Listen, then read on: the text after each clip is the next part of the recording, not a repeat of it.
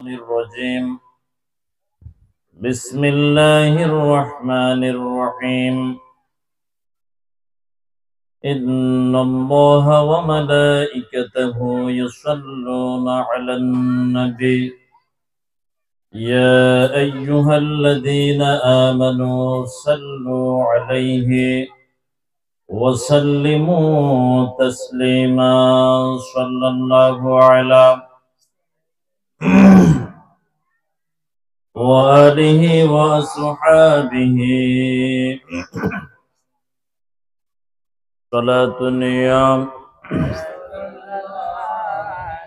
سلام يا حبيب الله عليكم صلاة يا رسول الله عليكم سلام يا حبيب الله عليكم جو سدرا منتہا جبریل امیکا وہ سدرا مبتدا پیار نبی کا صلاة یا رسول اللہ علیکم سلام یا حبیب اللہ علیکم یا رسول اللہ انظر حالنا یا نبی اللہ اسمع قولنا صلاة یا رسول اللہ علیکم سلام یا حبیب اللہ علیکم ঐতিহ্যবাহী আজকের এই তাফসীরুল কোরআন মাহফিল বোড়াহাতিয়া চাটপিরারি নতুন পাড়া এলাকাবাসীর উদ্যোগে দ্বিতীয়তম তাফসীরুল কোরআন মাহফিলের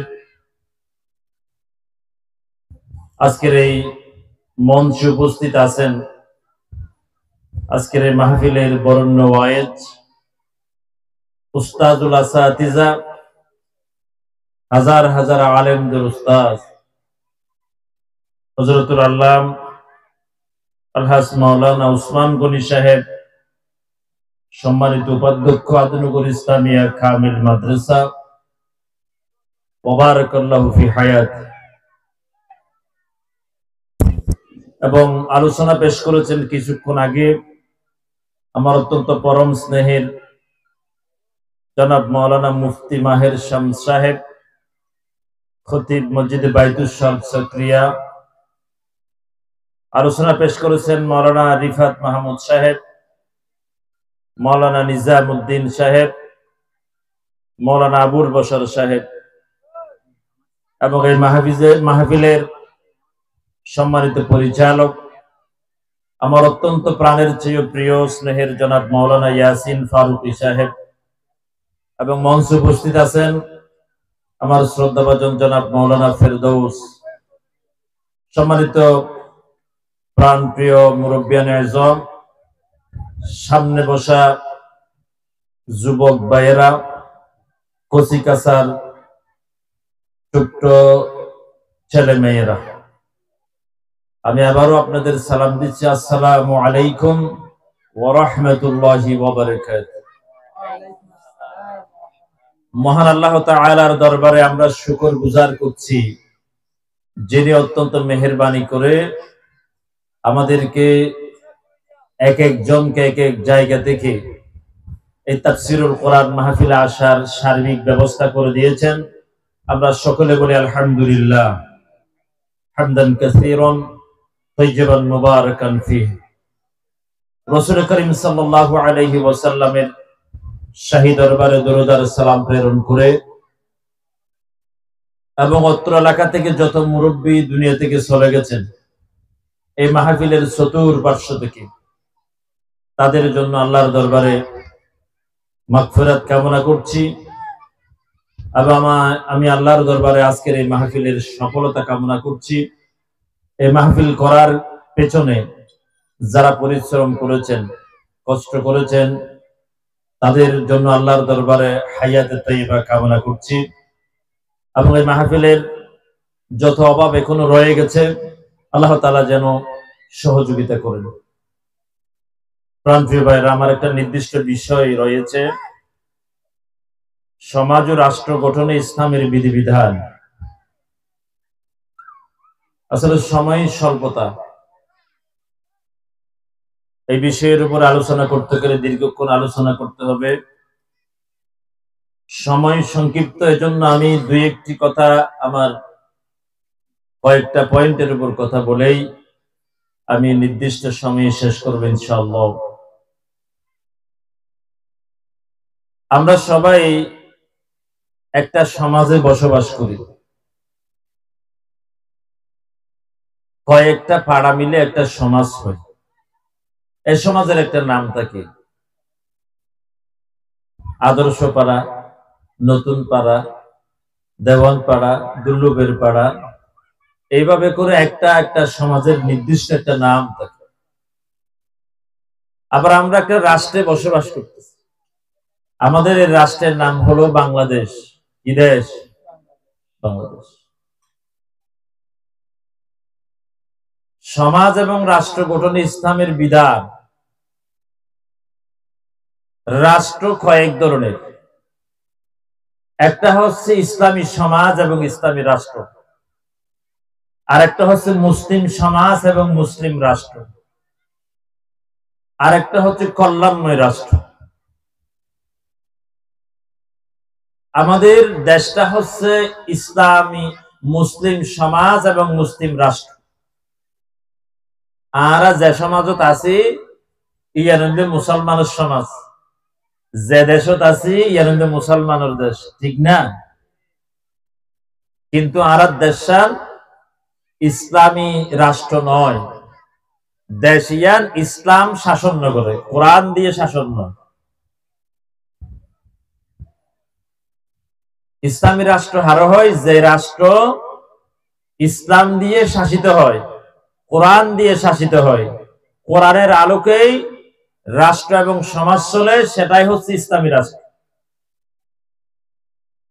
তাহলে ওনারা বর্তমানে আছে যে ইসলামী সমাজত, ইসলামী মুসলমানের সমাজত, মুসলমানের রাষ্ট্র।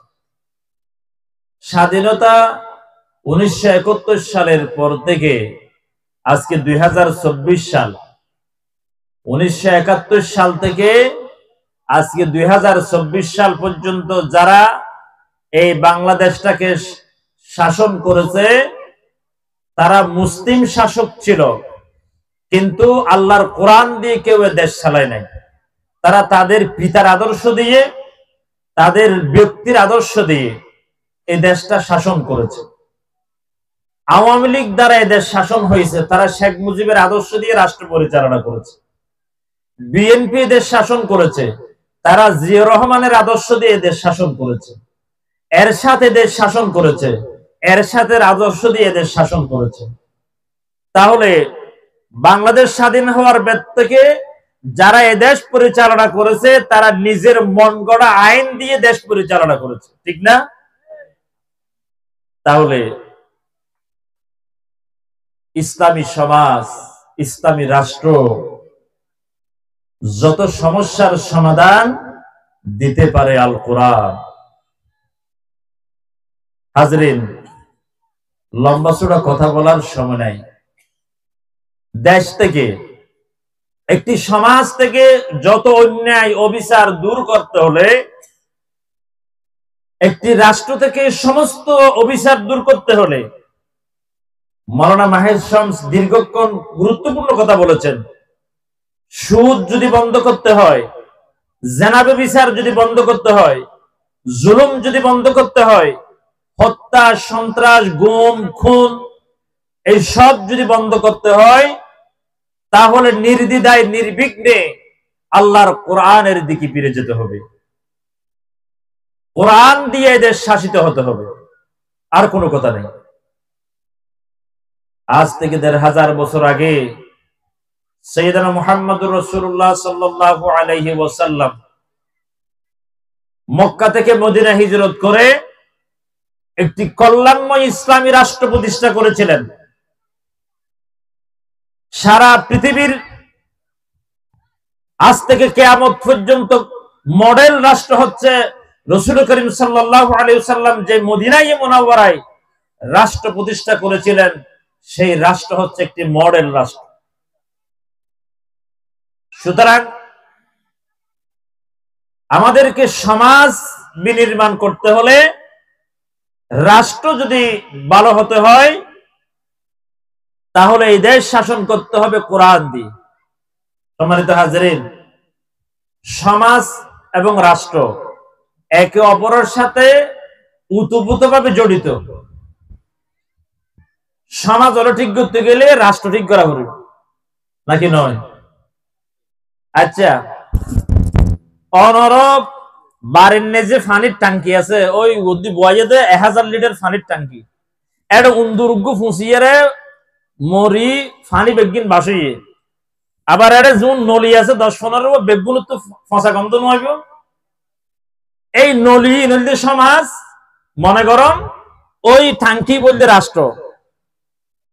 তাহলে নলি এখন যদি অনেক লাখ সাবন লইরে নলি বেগুন দুয়ার তখন অর্ডার ট্যাঙ্কির নেজে উন্দুর ফুসা তাই যাবে, ওই নলির বাদ যাইব না, ও হন্ডা বাদ যাইব না।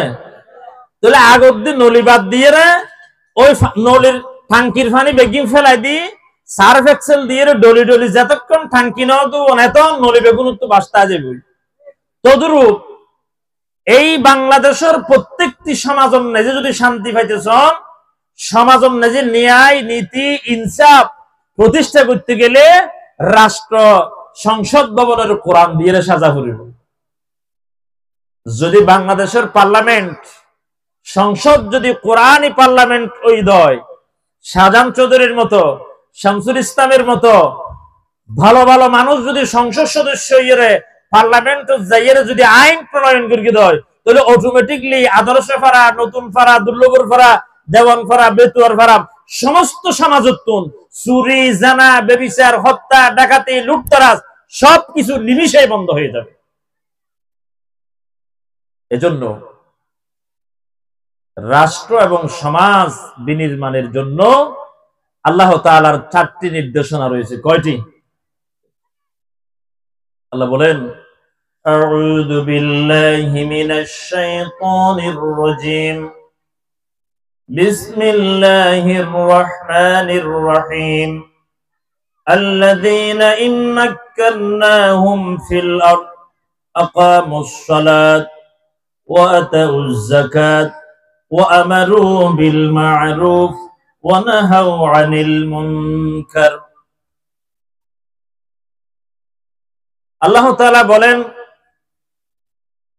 আল্লাযীনা ইম্মাক্কান্নাহুম ফিল আরদ, আমি যদি রাষ্ট্রের কোন গোষ্ঠীকে, যদি কোন দলকে যদি রাষ্ট্র ক্ষমতার মালিক বানাই, রাষ্ট্র ক্ষমতায় বসাই, আর সেই রাষ্ট্রকে যদি একটি কল্যাণময় রাষ্ট্র পরিণত করতে চায়, যে রাষ্ট্রের মধ্যে সুদ থাকবে না, যে রাষ্ট্রের মধ্যে জিনা থাকবে না, ব্যভিচার থাকবে না, চুরি থাকবে না, ডাকাতি থাকবে না, হত্যা সন্ত্রাস হবে না, চুরির কোনো ভয় থাকবে না, এমন একটি রাষ্ট্র গঠন করার জন্য আল্লাহ তাআলা বলেছেন, আমি যদি কোন দলকে, কোন ব্যক্তিকে, কোন গোষ্ঠীকে রাষ্ট্র ক্ষমতার মালিক বানাই, আর ওই রাষ্ট্রকে যদি একটি কল্যাণময় রাষ্ট্র গঠন করতে চায়, তাহলে তাকে 4টি কাজ করতে হবে। কয়টি কাজ? 4টি। 1 নম্বর হচ্ছে আকামুস সালাত, রাষ্ট্রীয়ভাবে সংসদ ভবনে, পার্লামেন্টে আইন তৈরি করতে হবে, আমার দেশের কোন মানুষ বেনামাজি থাকতে পারবে না। 1 নম্বরে নামাজ কায়েম করতে হবে। রাষ্ট্রে শান্তি শৃঙ্খলা বজায় রাখার জন্য, সমাজে শান্তি শৃঙ্খলা বজায় রাখার জন্য আল্লাহ বলতেছেন 1 নম্বরে সকলকে কি হতে হবে? নামাজি হতে হবে।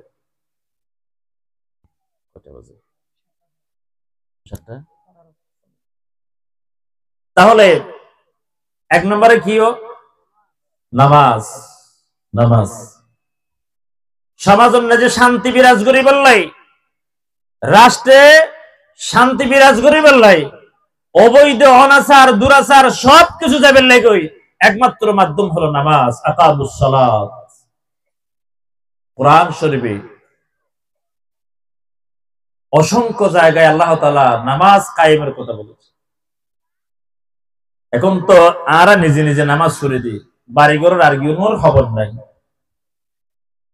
নামাজ কায়েম করার মানে উল্লে অনর পরিবারত বেগুন যদি নামাজ পড়ে দেয় তাহলে মনে করিবেন তো অনর ঘরত নামাজ কায়েম হইয়ে। সমাজত যদি বেগুনে নামাজ পড়ে দেয় তাহলে সমাজিয়ানত নামাজ কায়েম হইয়ে। রাষ্ট্রীয়ভাবে যদি নামাজ বেগুনে পড়ে দেয় নামাজ কায়েম হইয়ে। এখন আরা নামাজ পড়ে দে, ফোয়া নামাজ পড়ার দিন রহবর নাই, নাতিয়া নামাজ নফরের দিন রহবর নাই, নিজের আগবত্তলের বউ নামাজ নফরের দিন রহবর নাই। হদায় কাফর ও লাম্বা নহ বেঙ্গর বাচ্চা নহ, নিজে তসবি তালিল ফুটতে ফুটতে তাহাজ্জুদ নামাজ পড়তে হইতে এটা কোয়ালত হালা দাগ হইয়ে, কিন্তু নিজের বউ বেনামাজি, নিজের ফুতল বেনামাজি, জিয়ল বেনামাজি, নাতিয়ল বেনামাজি, নিজে কিন্তু তাহাজ্জুদ গুজার। ওই তাহাজ্জুদ গুজারের কোনো কাজ আছে? নিজের পরিবারকে নামাজি বানাতে হবে, সমাজ নামাজি হতে হবে। তাহলে রাষ্ট্র একটি কল্যাণময় রাষ্ট্র উপহার দেওয়ার জন্য আল্লাহ বলেছেন সরকারকে রাষ্ট্রীয়ভাবে আইন করে ঘোষণা দিতে হবে আজ থেকে বাংলাদেশে সমস্ত বালেগ নরনারীকে 5 ওয়াক্ত নামাজ আদায় করতে হবে। প্রাণপ্রিয় ভাইরা, আমরা নামাজ আদায় করতে পারি না, নামাজ এখনো পড়তে পারি না, নামাজি হতে পারি না। সমাজের মধ্যে যদি 200 মানুষ থাকে, 20 জন নামাজি আর 180 জন বেনামাজি। এরপর আসেন 2 নম্বর হলো ওয়াতাউজ যাকাত। আল্লাহ বলতেছেন সমাজ এবং রাষ্ট্রকে যদি শান্তিময় রাষ্ট্র, শান্তিময় সমাজ বিনির্মাণের জন্য 1 নাম্বার হচ্ছে নামাজ, 2 নাম্বার হচ্ছে যাকাত। যাকাত উত্তোলন করা হইব। আল্লাহ বলতেছেন যাকাত তুলতে হবে, এটা রাষ্ট্রের কাজ। যাকাত তোলাটা কার কাজ? রাষ্ট্রের কাজ। তবে রাষ্ট্রে আগে যাকাত তুলতে পারবে না, আল্লাহর হুকুম অনুযায়ী আগে নামাজ কায়েম করতে হবে। নামাজ কায়েম করার পরে রাষ্ট্রকে কর্মচারী নিয়োগ করে প্রত্যেকটি ইউনিয়নে ধনীদের একটা তালিকা করতে হবে, আবার গরিবদের একটা তালিকা করতে হবে, ওয়ার্ড ভিত্তিক করতে হবে। এটা ওয়ার্ডে ওয়ার্ডে, ইউনিয়নে ইউনিয়নে কোটিপতি কার, যাকাত কার কার ফরজ হয়েছে এটা তালিকা করে কর্মচারীর মাধ্যমে যাকাত তুলবে। আর ওই যাকাত থেকে যারা গরিব, এতিম, মিসকিন, অসহায় তাদেরকে লক্ষ লক্ষ টাকা যাকাত দিতে হবে। আর এখন বাংলাদেশে যা চলে তা হচ্ছে যাকাতের নামে তামাশা। রমজান আসলে কতগুলো শাড়ি, কতগুলো লুঙ্গি বিভিন্ন দোকানে লেখা থাকে এখানে যাকাতের শাড়ি পাওয়া যায়, এখানে যাকাতের লুঙ্গি পাওয়া যায়। কি তামাশা! তার মানে ওই লুঙ্গি আর শাড়িগুলো উনিকে ফসা, ওই বেসানো যার দিন তাগি ওদেরই জিন একবার হইতে 2 বার ফিন্দিলে সিরি যাইবে। ওই ডর ডর গুদাবন্যা যে লেখা তাই আই নিজের চোখে দেখি এখানে যাকাতের লুঙ্গি আর শাড়ি পাওয়া যায়।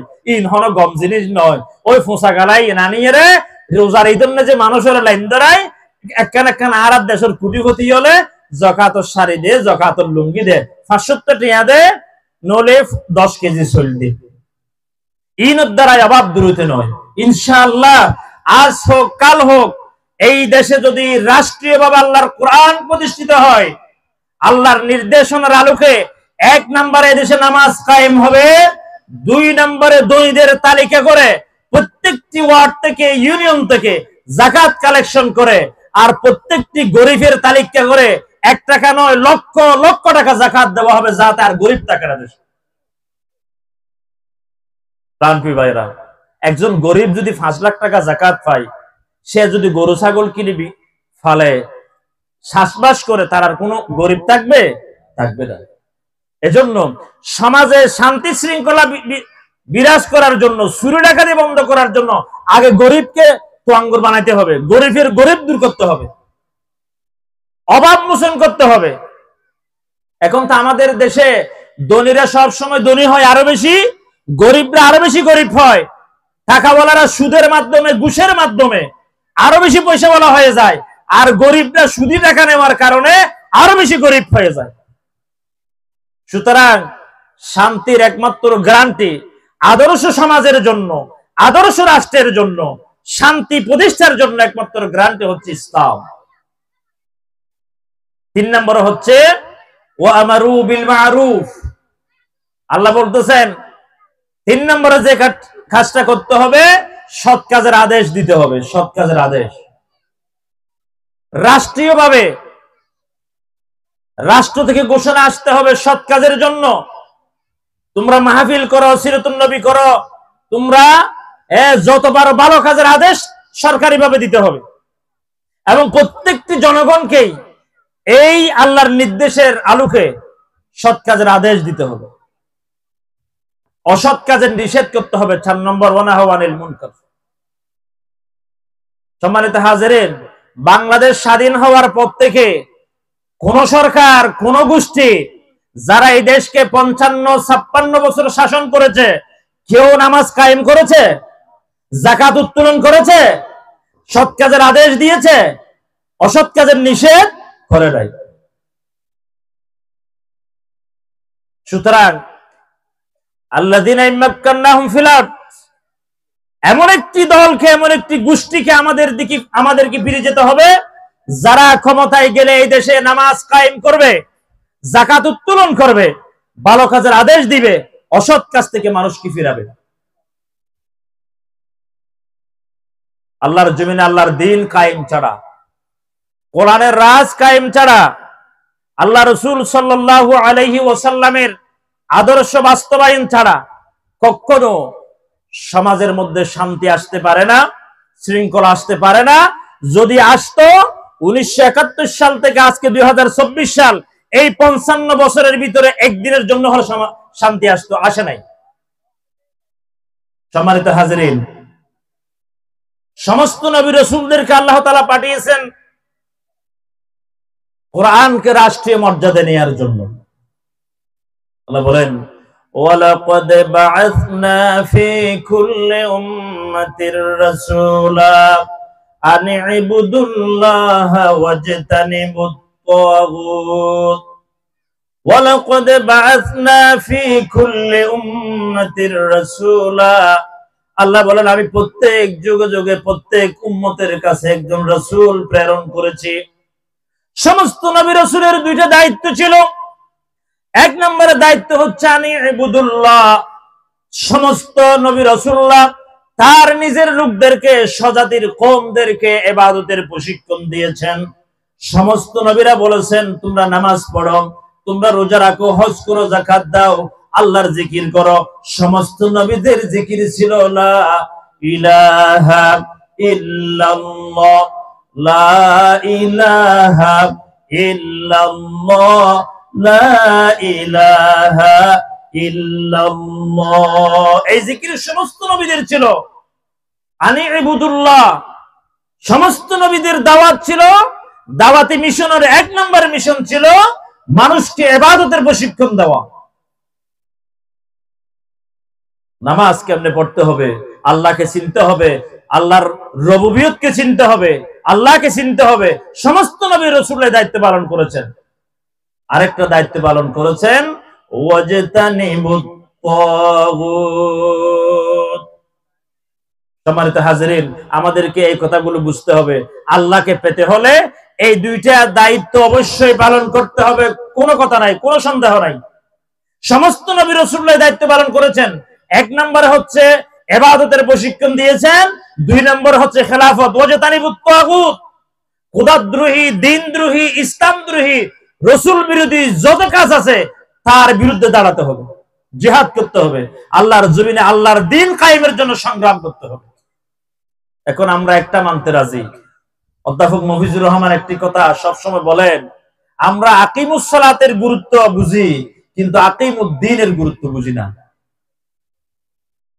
আকিমুস সালাতের গুরুত্ব বুঝি, নামাজে যাই, তাহাজ্জুদ পড়ি, জুমা পড়ি, 5 ওয়াক্ত নামাজ পড়ি, কিন্তু আরেকটা বলেছেন যে আল্লাহ আকিমুদ্দিন, ওই পথে আমরা যেতে চাই না।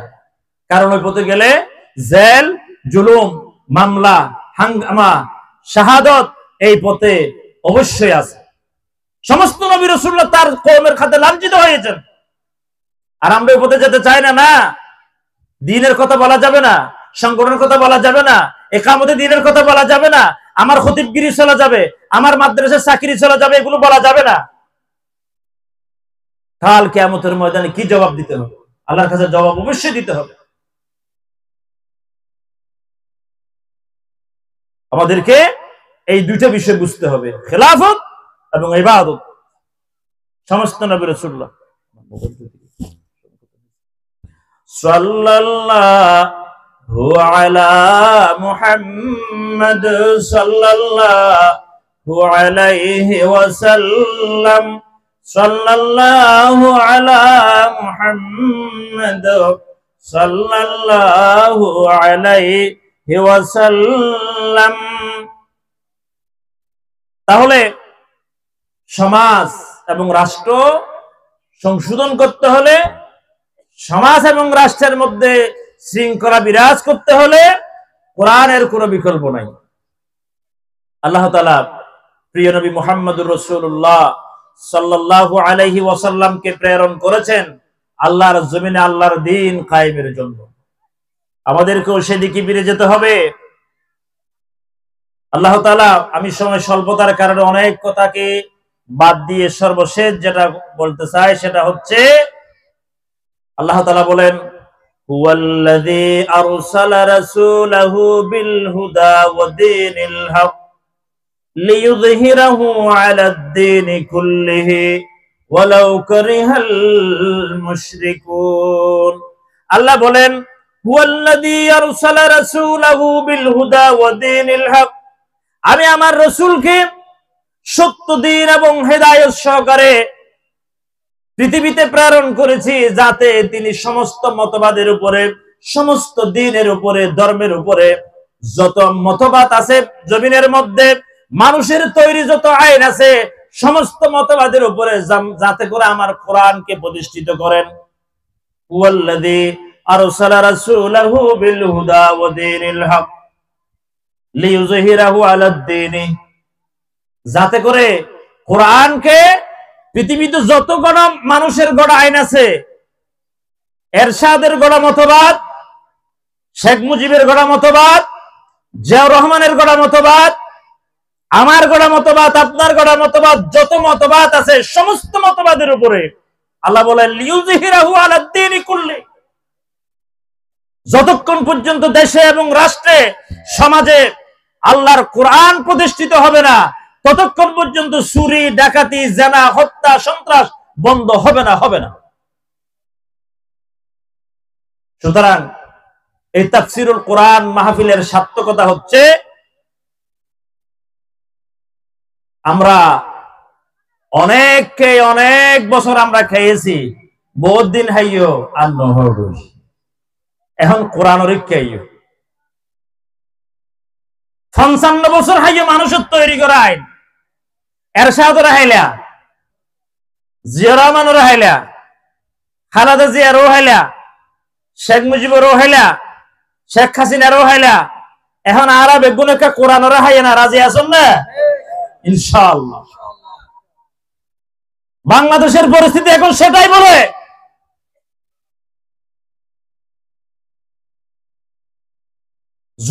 জুলুমের তন্ত্র শেষ।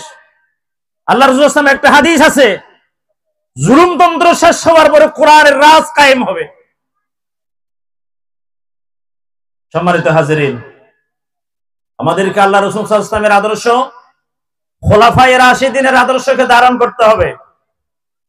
আমাকে একজন ভালো মানুষ হতে হবে, চরিত্রবান হতে হবে, আমার ছেলে মেয়েদেরকে কোরআনের পথে আনতে হবে, আমার পরিবার পরিজনকে কোরআনের পথে আনতে হবে, আল্লাহ এবং আল্লাহ রাসূলের আদর্শকে বুকে লালন করতে হবে।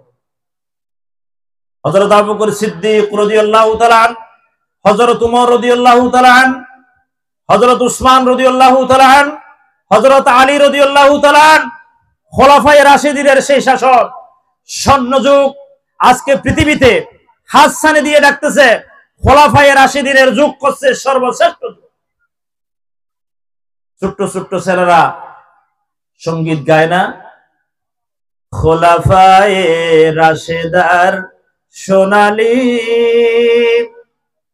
দিন কেন যে ফিরে আর আসে না, সকলে পেয়ে তার অধিকার, কেন যে প্রাণ খুলে হাসে না। খোলাফায়ে রাশেদার সোনালী দিন, কেন যে ফিরে আর আসে না। সকলে পেয়ে তার অধিকার, কেন যে প্রাণ খুলে হাসে না। সেই উমরের শাসনের দিকে বাংলাদেশের সমস্ত জনগণকে আজকে উমরের শাসনের দিকে যেতে হবে। হযরত উমর রাদিয়াল্লাহু তাআলা অর্ধ পৃথিবী শাসন করেছিলেন। কিছু মানুষ আসছে হযরত উমরকে দেখার জন্য,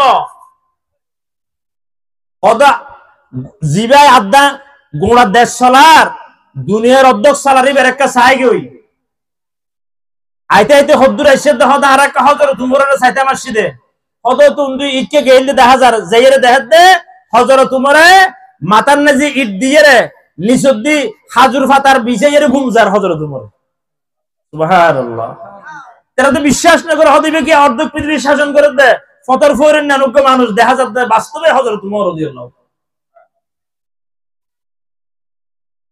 আবার আর হুদুর মানুষ এসে হযরত উমরের চাইবেন না হদা আর উমরের চাইতে মাসিদে হদিবেতে ইকে বাইরে দেখা যাচ্ছে ওরর উপরে হযরত উমরের গরম নাজি জিবা ফিয়েস আসিলে রে আর আরে ফিয়েস সদেরি ওরর উপরে হযরত উমরের ফিয়েস আর উমরের রশি টানাতে হযরত উমরে ইতেরা যাইরে সেলুট জানাতে ওরর উপরে বেরে তো ওরর উপর বইতে কি দিবে হদ না আই উমর নয় ওরর রশি টানাতে দি বলতে উমর। আল্লাহু আকবার। হদে ক্যান্ডিলে কি হইতো হদে জানেন ইসলামের নিয়ম আই উমরে যদি 1 ঘন্টা ফিডস সরি উমর আর 1 ঘন্টা সরি বদা হাসা করে আর ফিয়েছে। সেই উমরের শাসন আজকে বাংলাদেশে অবশ্যই প্রয়োজন। এজন্য আমাদেরকে সমাজ এবং রাষ্ট্র বিনির্মাণ করতে হলে কোরআনের দিকে ফিরে যেতে হবে। দেশত তো সুদ দূরাইবেন লাই, ডাহাত দূরাইবেন লাই, সন্ত্রাস দূরাইবেন লাই, মদ গাঁজা বন্ধ করিবেন লাই, জানাবে বিচার বন্ধ করিবেন লাই, সুদ বন্ধ করিবেন লাই, আদর্শ সমাজ রাষ্ট্র গঠন করিবেন লাই একমাত্র কোরআন ছাড়া আর কোনো বিকল্প নাই। কোরআনের দিকে আমাদেরকে ফিরে যেতে হবে। কোরআন মানব জাতির কনস্টিটিউশন, কোরআন সংবিধান, ইসলাম হচ্ছে একমাত্র জীবন বিধান। ইসলাম তো শুধু তসবিহ তাহলিল আল্লাহ আল্লাহ জিকির করিবান দিন নাম তো শুধু ইসলাম নয়, এর একখান দিক। আতি মানি তো ফাঁসাদায় আতি সাহায্য গেলেন দিল্লা হদুন হদ দেখি আতি হাম্বার ডইল্লা আর হদুন হদ না আতি জাড়ার ডইল্লা আর হদুন হদ না আতি হদ সুরাতার ডইল্লা আর হদুন হদ নয় আতি তো কুরগের ডইল্লা। আসলে ব্যাগগিরি মিলাই রেখি আতি এহতাল্লাই আর ইসলামের বোধ দিল্লা মনে করি শুধু তফসির মাহফিল দেওয়ার নাম ইসলাম নয়, শুধু তসবিহ তাহলিল করার নাম ইসলাম নয়, শুধু মসজিদত বইয়ের জিকির করার নাম ইসলাম নয়, সবকিছু মিলাইয়া ইন্নাদ-দীন ইনদাল্লাহিল ইসলাম। Islam is the only religion but Islam is the also complete code of life. ইসলাম শুধুমাত্র ধর্মের নাম নয়, ইসলাম হচ্ছে একটি পরিপূর্ণ জীবন বিধান।